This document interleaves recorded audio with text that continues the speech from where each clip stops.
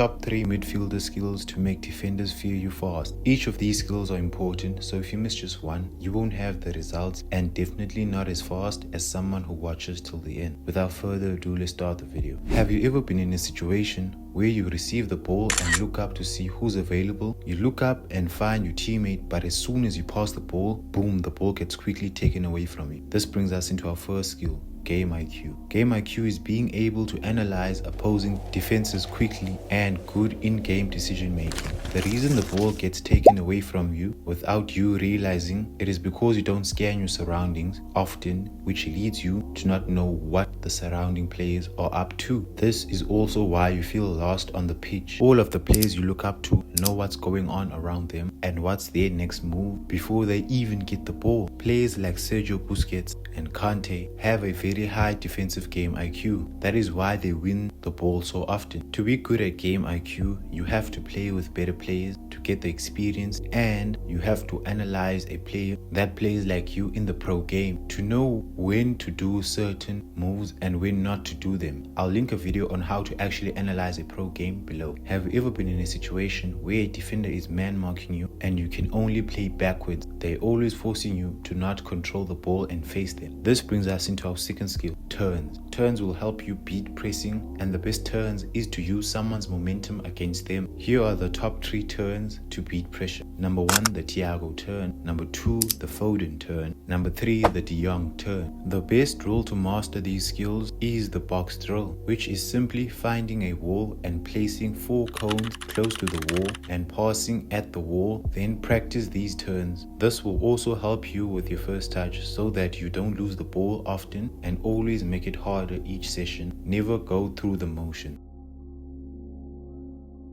Have you ever been in a situation where you're in the half space or cornered by the opposition team and you don't know what to do? This brings us into our third and final skill, tight space passing and dribbling. Think of the most press resistant players you know. They somehow always find a way to get past 2 or 3 players in a tight space with ease. Why? Because they played a lot of 4v4s, rondos and street football. That is the only way to not panic when faced with tight spaces in football. There's a reason the best ball possession teams like Barcelona and Man City train a lot of small-sided games and play a lot, and I mean a lot, of rondos. My bonus tip is checking in. As a midfielder, you'll most likely have a man following you. So if turns don't work, run to where you don't want to go. For example, if you want to go left, first go right and make the defender believe you are going right. This will create space for you on the left and quickly change direction and go left. You will have more time on the ball because you've basically moved the defender. Like the video if you liked it and subscribe to learn more about football. Take action consistently and peace.